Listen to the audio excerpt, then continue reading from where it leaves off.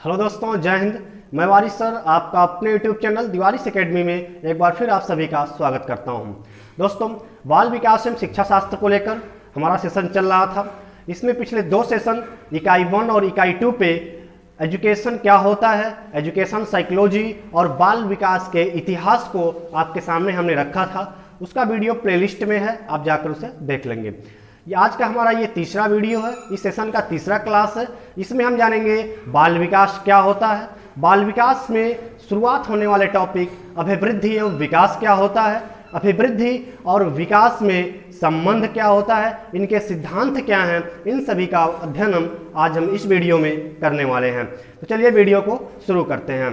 दोस्तों, इकाई 3 बाल विकास। बाल विकास को आप समझ रहे हैं। बाल का अर्थ होता है बालक और विकास का अर्थ होता है बालक के शारीरिक, मानसिक, संवेगात्मक सभी प्रकार के उसके परिवर्तनों का जो योग होता है उसे हम विकास कहते हैं। तो बाल विकास अर्थात बालक के, किसी बालक के जो गर्भावस्था से लेकर प्रौढ़ावस्था तक बालक के शारीरिक, मानसिक, संवेगात्मक, नैतिक सभी पक्षों में का होने वाले परिवर्तनों का अध्ययन करना ही बाल विकास कहलाता है। तो बाल विकास को आपने समझा। अब इसे शुरुआत होता है बाल विकास का जो टॉपिक हम शुरू करते हैं वो अभिवृद्धि एवं विकास से शुरू करते हैं। दोस्तों, ये चैप्टर आपके BEd, BTC, TET, CTET, super TET सभी में यहाँ से क्वेश्चन बनता है। तो अभिवृद्धि क्या होता है और विकास क्या होता है, इसको डिटेल से आज हम पढ़ने वाले हैं। तो आइए शुरू करते हैं अभिवृद्धि। दोस्तों, अभिवृद्धि को ही हम वृद्धि कहते हैं। कहीं आपको अभिवृद्धि लिखा हुआ मिलेगा, कहीं आपको वृद्धि लिखा हुआ मिलेगा। तो दोनों का अर्थ एक ही होता है। अभिवृद्धि और वृद्धि का अर्थ होता है बढ़ाना। क्या बढ़ना? तो बालक के शरीर में होने वाले जो परिवर्तन होते हैं उन्हीं परिवर्तनों को अभिवृद्धि कहते हैं। जैसे कि बालक के शरीर में उसके मांसपेशियों का बढ़ना, बालक के लंबाई का बढ़ना, बालक के वजन, भार का बढ़ना। जैसे जैसे बालक बड़े होते हैं वैसे उनके बालों का बढ़ना, नाखून का बढ़ना, शरीर के विभिन्न अंगों का बढ़ना जो स्पष्ट रूप से हमें दिखाई देता है वो शारीरिक परिवर्तन ही अभिवृद्धि या वृद्धि कहलाते हैं। विकास जो होता है वो बालक के शरीर में या बालक के जीवन में होने वाले समग्र परिवर्तनों का योग होता है। जैसे कि इसमें बालक के शारीरिक परिवर्तन, बालक के सामाजिक परिवर्तन, भाषाई परिवर्तन, नैतिक परिवर्तन, मानसिक परिवर्तन, इन सभी का जो योग होता है, जब इन सभी को हम मिलाकर अध्ययन करते हैं तो वो विकास कहलाता है। तो आइए इसको हम देखते हैं परिभाषा के माध्यम से कि मनोवैज्ञानिकों ने बाल विकास में अभिवृद्धि और विकास को लेकर क्या परिभाषा दिया है, इसे हम देखते हैं। अभिवृद्धि को ही हम वृद्धि के नाम से भी जानते हैं। इसका अभिप्राय है कोशिकाओं में होने वाली वृद्धि या अभिवृद्धि। कोशिका का तात्पर्य है कि बालक के शरीर के मांसपेशियों में जो उसमें वृद्धि होती है, जो वही अभिवृद्धि, वही परिवर्तन ही जो है के अंतर्गत क्या होता है, भार का बढ़ता है। जब मांसपेशियों में वृद्धि होगी तो भार बढ़ेगा, लंबाई बढ़ेगा, वजन बढ़ेगा, बाल की लंबाई बढ़ेगी, शरीर के विभिन्न अंगों की लंबाई और उनके वजन में बढ़ोतरी होती है। तो वही कह रहे हैं कि भार का बढ़ना, लंबाई, शारीरिक आकार में परिवर्तन आना वृद्धि या अभिवृद्धि कहलाता है। ठीक है। तो वृद्धि अभिवृद्धि क्या होता है आपने समझा कि बालक के कोशिकाओं में होने वाली वृद्धि, या हम यहाँ कोशिकाओं से तात्पर्य शारीरिक भी कह सकते हैं या शरीर कह सकते हैं। बालक में होने वाले शारीरिक परिवर्तन या बालक के शरीर में होने वाले परिवर्तन जो वृद्धि या अभिवृद्धि होता है, इसके अंतर्गत भार का बढ़ना, लंबाई का बढ़ना, शारीरिक आकार में, ढांचे में परिवर्तन ही वृद्धि या अभिवृद्धि कहलाता है। अब देखते हैं हम फ्रंक। दोस्तों, फ्रंक है, फ्रंक के अनुसार एक परिभाषा है। फ्रंक बाल विकास मनोवैज्ञानिक हैं, इन्होंने एक परिभाषा दिया है कि कोशिकीय गुणात्मक वृद्धि ही अभिवृद्धि कहलाती है। इन्होंने क्या कहा कि कोशिकीय गुणात्मक वृद्धि अर्थात किसी शरीर के, बालक के शरीर में होने वाले जो विभिन्न प्रकार के शारीरिक परिवर्तन होते हैं उनका जो गुणात्मक अर्थात उनका जो गुणात्मक वृद्धि होता है वही अभिवृद्धि कहलाता है। ठीक है। आइए अब विकास को समझते हैं। विकास क्या होता है? तो दोस्तों हमने आपको बताया जो विकास होता है वो बालक के शरीर में होने वाले शारीरिक परिवर्तन के साथ साथ बालक के मानसिक, सामाजिक, नैतिक और जो है बालक के विभिन्न प्रकार के जो परिवर्तन होते हैं उसके शरीर में, उन सभी का जो गुणात्मक योग होता है वही गुणात्मक योग ही विकास कहलाता है। विकास व्यक्ति में समग्र परिवर्तन ही विकास है। हमने बताया कि बालक के शरीर में जितने भी परिवर्तन होते हैं उन सभी परिवर्तनों को अगर एक साथ सम्मिलित कर लिया जाए तो वही आपका विकास बन जाता है। विकास भी अभिवृद्धियों का योग है। विकास ही अभिवृद्धियों का योग है। अब यहाँ अभिवृद्धि का तात्पर्य कि शारीरिक अभिवृद्धि, मानसिक अभिवृद्धि, उसकी सामाजिक अभिवृद्धि, भाषाई अभिवृद्धि, इन सभी का जब योग गुणात्मक योग निकालते हैं तो वही विकास कहलाता है। विकास परिणाम स्वरूप जो विकास का जो हमें परिणाम मिलता है, विकास हम किसे कहेंगे? तो जब हम बालक के अंदर ऐसे क्या लक्षण दिखाई दें तो हम कहेंगे कि बालक के अंदर विकास हो रहा है। तो विकास के जो परिणाम होते हैं वो बालक के अंदर नई नई योग्यताएं, विशेषताएं, कार्यकुशलताएं उत्पन्न होती हैं। दोस्तों विकास के अंतर्गत जब बालक के अंदर जो है विभिन्न प्रकार की कार्यकुशलताएं विकसित हो रही हैं, अर्थात बालक किसी कार्य को करने के लिए जब एक अलग तरीके से वो कार्य को करता है तो उसे हम कहते हैं कि बालक उस कार्य को करने में कुशल हो रहा है, कुशलता हासिल कर रहा है। तो जब ये नई नई कुशलताएं उसके अंदर जो है उत्पन्न हो, नई नई विशेषताएं उत्पन्न हो, बालक के अंदर जो है भाषाई कौशल का विकास वृद्धि हो, इसके साथ साथ नई नई योग्यताएं बालक के अंदर आए, तो इन सभी का ही जो नई विशेषताएं उत्पन्न होती हैं यही विकास का परिणाम होता है। इसी को हम विकास कहते हैं। आइए आगे देखते हैं।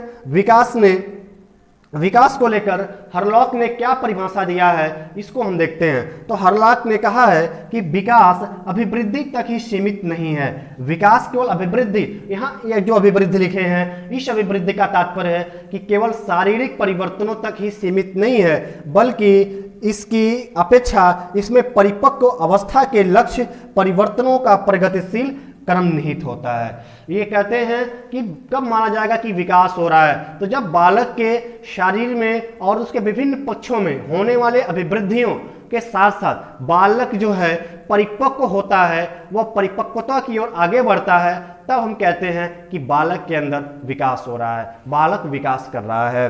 तो यही हरलॉक ने परिभाषा दिया है। दोस्तों हमने जाना अभिवृद्धि क्या होता है और विकास क्या होता है। हम आगे जानेंगे अभिवृद्धि और विकास में क्या अंतर होता है, और इस अंतर से अभिवृद्धि और विकास को हम अच्छे से समझ लेंगे। दोस्तों अगर आपने अंतर समझ लिया तो अभिवृद्धि और विकास का परिभाषा कभी भी आपको नहीं भूलेगा। आप जब चाहेंगे इन दोनों की अलग अलग परिभाषाओं को, इसके अंतर को बता सकेंगे। दोस्तों अभिवृद्धि क्या होता है? तो अभिवृद्धि का संबंध शरीर के किसी अंग या उप अंगों से होता है। जो अभिवृद्धि होता है इसका संबंध किससे होता है? शरीर के किसी अंग या उप अंगों से होता है। अर्थात जो अभिवृद्धि होता है वो अभिवृद्धि से हमने बताया कि ये शारीरिक परिवर्तन है, और शरीर में जो भी परिवर्तन होंगे, अंगों का अलग अलग जो विकास होता है, उन अंगों की लंबाई का बढ़ना या किसी उप अंग का, जैसे हमारा हाथ का बढ़ना, ये हमारा अंग है, हाथ की लंबाई में वृद्धि हो रही है, इसे हम वृद्धि कहेंगे। या उप अंगों का, उप अंगों में हाथ में क्या है? अंगुलियां हैं, अंगुलियों का वृद्धि होना, नाखून का बढ़ना, हमारे सिर का, एक बालक के सिर का धीरे धीरे क्या होता है, उसकी जो आकार होता है उसमें वृद्धि होता है, फिर धीरे धीरे उसके बाल बढ़ते हैं। तो इस प्रकार से अंगों का या उसके उप अंगों में होने वाले जो शारीरिक परिवर्तन होते हैं वो वृद्धि होता है। दूसरा क्या होता है कि अभिवृद्धि एक निश्चित समय के बाद रुक जाती है।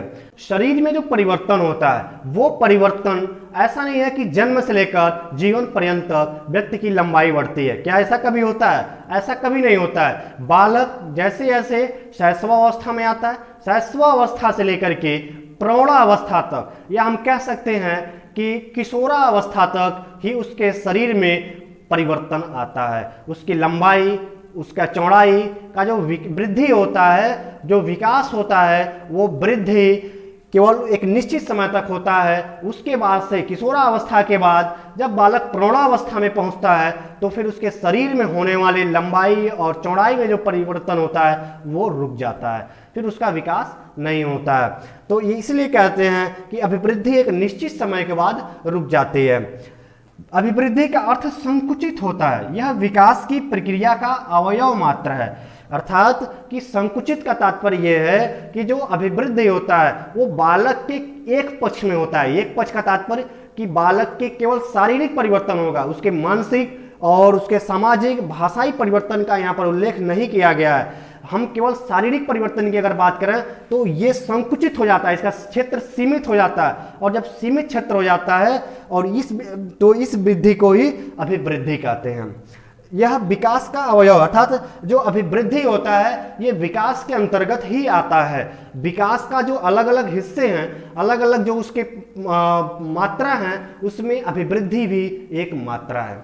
ठीक है, चौथा देखते हैं क्या होता है कि अभिवृद्धि मात्रात्मक होती है। हमने बताया कि अभिवृद्धि क्या है, मात्रात्मक। मात्रात्मक उसे कहेंगे जिसको हम नापा तौला जा सके, अर्थात जिसका हम मापन किया जा सके, जिसका मापन होता है वही मात्रात्मक वस्तुएं कहलाती हैं। तो शरीर भी एक प्रकार की वस्तु है और शरीर का हम लंबाई और चौड़ाई का मापन कर सकते हैं। इसलिए लंबाई चौड़ाई में होने वाले जो वृद्धि होते हैं, जो परिवर्तन होते हैं, ये परिवर्तन कैसे होते हैं, मात्रात्मक होते हैं। आशा करते हैं आप समझ गए होंगे कि मात्रात्मक क्या होता है। तो मात्रात्मक वो होता है जिससे नापा और तौला जा सके, वही अभिवृद्धि है। आपने जाना ये अभिवृद्धि क्या होता है। अब हम जानेंगे विकास क्या होता है। दोस्तों विकास क्या होता है, हमने बताया कि अभिवृद्धि विकास में सम्मिलित है। अब विकास क्या है, तो शरीर में होने वाले जो समग्र परिवर्तन होते हैं उसी को हम विकास कहते हैं, हमने पढ़ा है। तो विकास क्या है, समग्र अंगों या समग्र परिवर्तन है। विकास क्या है, समग्र अंगों का परिवर्तन है, अर्थात हमारे शरीर में शारीरिक, मानसिक, सामाजिक, भाषाई सभी प्रकार के जो वृद्धियां होती हैं अलग अलग पक्षों में, इन सभी का जो गुणात्मक योग होता है वो उसी को हम समग्र परिवर्तन कहते हैं, और यही समग्र परिवर्तन ही विकास कहलाता है। आगे, विकास निरंतर चलने वाली प्रक्रिया है। हमने पढ़ा वृद्धि में कि वृद्धि एक निश्चित समय के बाद रुक जाती है, अर्थात जो है बालक जब गर्भावस्था में होता है तो वहां से उसका वृद्धि शुरू होता है, और किशोरावस्था, उत्तर किशोरावस्था आते आते उसके जो शरीर की लंबाई में और चौड़ाई में वृद्धि होना रुक जाता है। लेकिन विकास की प्रक्रिया बाकी पक्षों में निरंतर चलती रहती है। और विकास कहां से कहां तक चलती है, तो विकास गर्भावस्था से लेकर मृत्यु तक विकास की प्रक्रिया निरंतर चलती रहती है। डेली बालक के अंदर कुछ ना कुछ विकास होते रहता है। ठीक है, तो विकास एक निरंतर चलने वाली प्रक्रिया है, और ये प्रक्रिया बालक के जन्म से लेकर, या यूं कह सकते हैं कि बालक के गर्भावस्था से ही लेकर और उसके मृत्यु तक विकास चलता रहता है। आगे तीसरा, विकास का अर्थ व्यापक होता है। हमने बताया आपको कि विकास का अर्थ व्यापक तब हो जाता है जब हम बालक के सभी पक्षों का अध्ययन करते हैं, जैसे कि बालक के शारीरिक, मानसिक, सामाजिक, तो सभी परिवर्तनों का जब हम एक साथ सम्मिलित अध्ययन करते हैं तो ये सम्मिलित अध्ययन ही व्यापक हो जाता है, इसे व्यापक कहते हैं। तो विकास का अर्थ कैसा होता है, व्यापक होता है। दोस्तों ये सीटेट में पिछले साल ही पूछा गया था कि विकास क्या है, तो विकास एक व्यापक होता है, जबकि वृद्धि क्या होती है, तो वृद्धि संकुचित होता है। तो ये पूछा गया था। तो ये सीधे सीधे प्रश्न यहाँ सीटेट में बनते हैं दोस्तों, वृद्धि और विकास से, और ये सीधे सीधे क्वेश्चन विकल्प के रूप में पूछ लिए जाते हैं। तो इन्हें आप अपने कॉपी में लिखिए और इसे आप रिवाइज करते रहिए। यूं कहें कि आप समझ लीजिए इसको आप कॉन्सेप्ट क्लियर कर लीजिए, ताकि जब भी इस तरह के क्वेश्चन आए तो आप इसको आसानी के साथ सॉल्व कर सकें। अगला चौथा जो होता है, विकास गुणात्मक होता है। हमने बताया आपको ये वृद्धि मात्रात्मक होता है, विकास गुणात्मक होता है। और पांचवा, विकास अनुभव किया जा सकता है। विकास को केवल हम अनुभव कर सकते हैं, वृद्धि को तो हम देख सकते हैं कि उसकी लंबाई बढ़ रही है, उसके चौड़ाई में वृद्धि हो रहा है, उसके वजन में वृद्धि हो रहा है, तो इसको हम नाप भी सकते हैं, माप सकते हैं। लेकिन क्या हम विकास को माप सकते हैं? नहीं माप सकते हैं। विकास को अनुभव कर सकते हैं। कोई बालक शुरू में 1-2 शब्द बोलता है, धीरे धीरे वो पूरा सेंटेंस बोलना शुरू कर देता है, तो हम इसको अनुभव से बता सकते हैं कि बालक के अंदर भाषा का विकास हो रहा है। कोई बालक शुरू में जो है वो लोगों को देख के उससे दूर हटता है, शुरू में वो लोगों में भेदभाव करता है, बहुत दोस्तों के साथ खेलना पसंद नहीं करता है, लेकिन धीरे धीरे जैसे ही वो समाज के अंदर जाता है, सामाजिक संस्थाओं में वो प्रवेश करता है। सामाजिक संस्था क्या है? तो परिवार से बाहर सामाजिक संस्था क्या बन गई? विद्यालय, पास पड़ोस, दोस्त समूह, जो ये होते हैं ये सामाजिक संस्थाएं होते हैं। और बालक जब इन सामाजिक संस्थाओं में प्रवेश करता है तो सामाजिक संस्थाओं में उसका सामाजिक विकास होता है। वो दोस्तों के साथ खेलना उसे धीरे धीरे अच्छा लगने लगता है, लोगों से वो प्रेम पूर्वक बातें करने लगता है, लोगों से वो मिलने लगता है, और इस तरह की जो उसके अंदर व्यवहार में परिवर्तन आते हैं, इसी को हम कहते हैं कि उसके अंदर सामाजिक विकास हो रहा है। तो दोस्तों इस प्रकार से इसको हम केवल अनुभव कर सकते हैं, नाप नहीं सकते हैं, बल्कि इसका अनुभव किया जा सकता है। तो इस प्रकार से बालक के सभी पक्षों में होने वाले जो परिवर्तन होते हैं उसका हम अनुभव कर सकते हैं। विकास गुणात्मक होता है, विकास का अर्थ व्यापक होता है, क्योंकि इसमें सभी पक्ष सम्मिलित होते हैं।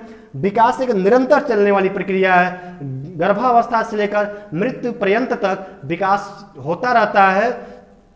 इसे हम कहते हैं विकास निरंतर चलने वाली प्रक्रिया है। विकास समग्र अंगों का परिवर्तन है, अर्थात विकास के सभी अंगों का जब विकास होता है, परिवर्तन होता है, तो उसको सम्मिलित रूप को हम विकास कहते हैं। तो इस प्रकार से हमने जाना कि अभिवृद्धि और विकास में अंतर क्या होता है। दोस्तों इस टॉपिक का जो अंतिम जो है हमारा विषय होगा वो अभिवृद्धि और विकास का सिद्धांत क्या है, या किस नियमों का अनुसरण करते हैं अभिवृद्धि और विकास, इसको हम जानेंगे। इसी के साथ इकाई 3 अभिवृद्धि और विकास हमारा कंप्लीट हो जाएगा।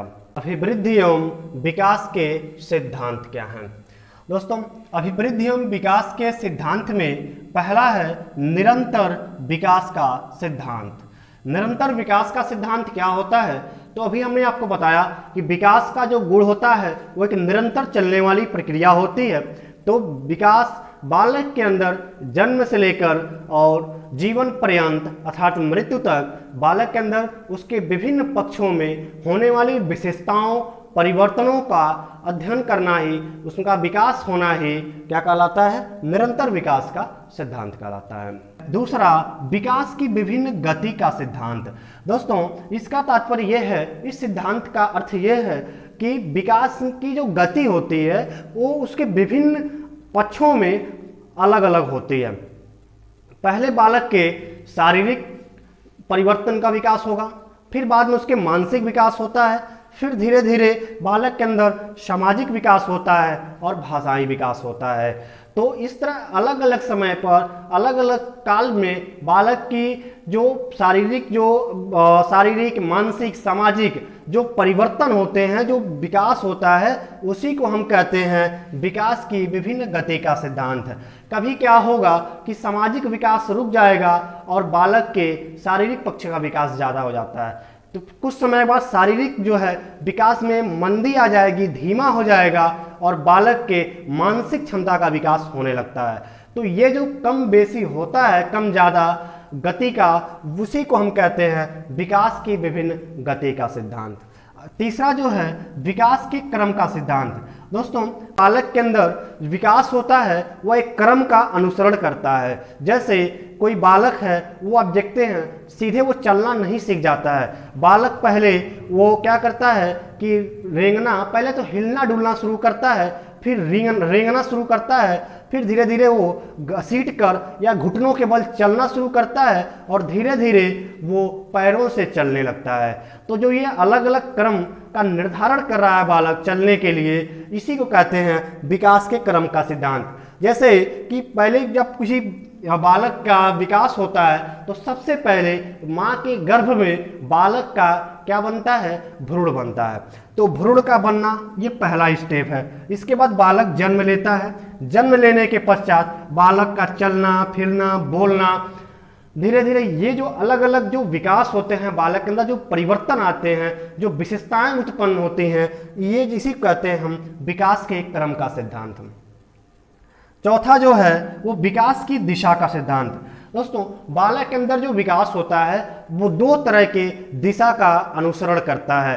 पहला जो करता है वो मस्ताधोमुखी विकास होता है। मस्ताधोमुखी में पहले सिर का विकास होगा, फिर ग्रीवा गर्दन का विकास होता है, फिर जो है उसके पेट का, और उसके बाद नीचे के धड़ों का विकास होता है। इसी तरीके से इसे कहते हैं मस्ताधोमुखी, अर्थात कि सिर से पैर की ओर जो विकास होता है इसी को मस्ताधोमुखी विकास के नाम से जाना जाता है। अगला जो दूसरा होता है निकट दूर विकास का सिद्धांत होता है। दोस्तों निकट दूर विकास के सिद्धांत में बालक के पहले जो मध्य भाग होते हैं इनका विकास होता है, फिर धीरे धीरे उसके अलग अलग अंगों का जो है विकास होता है।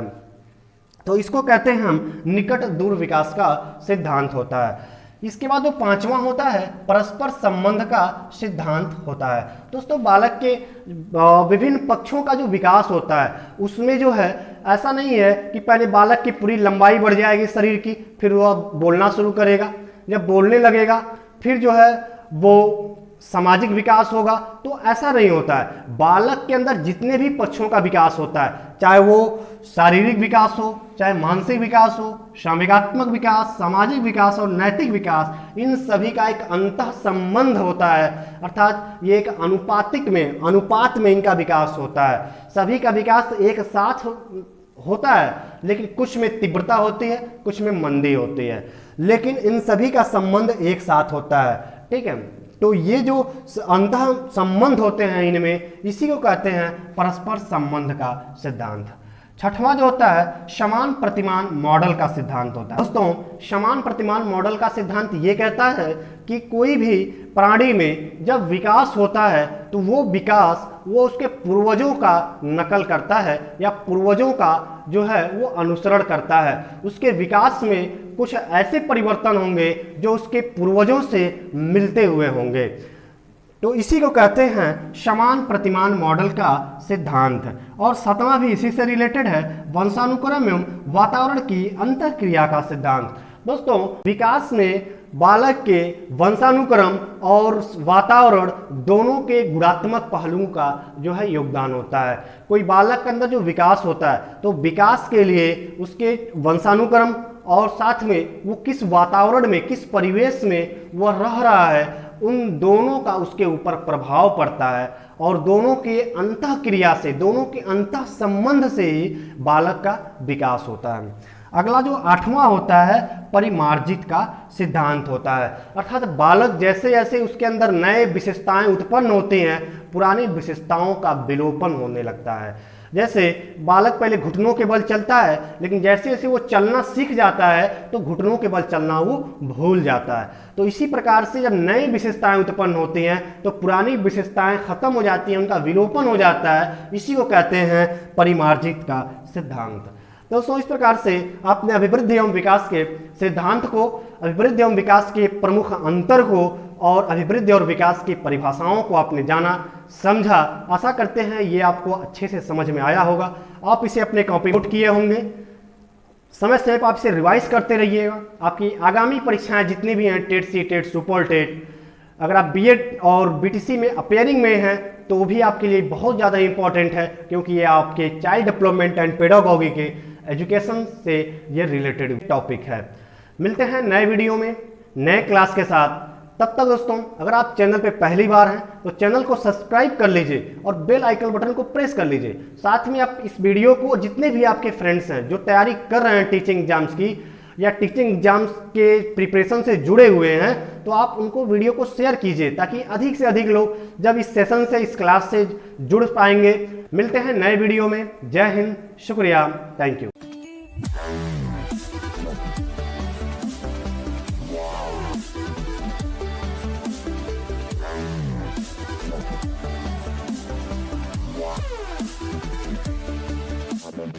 Yeah.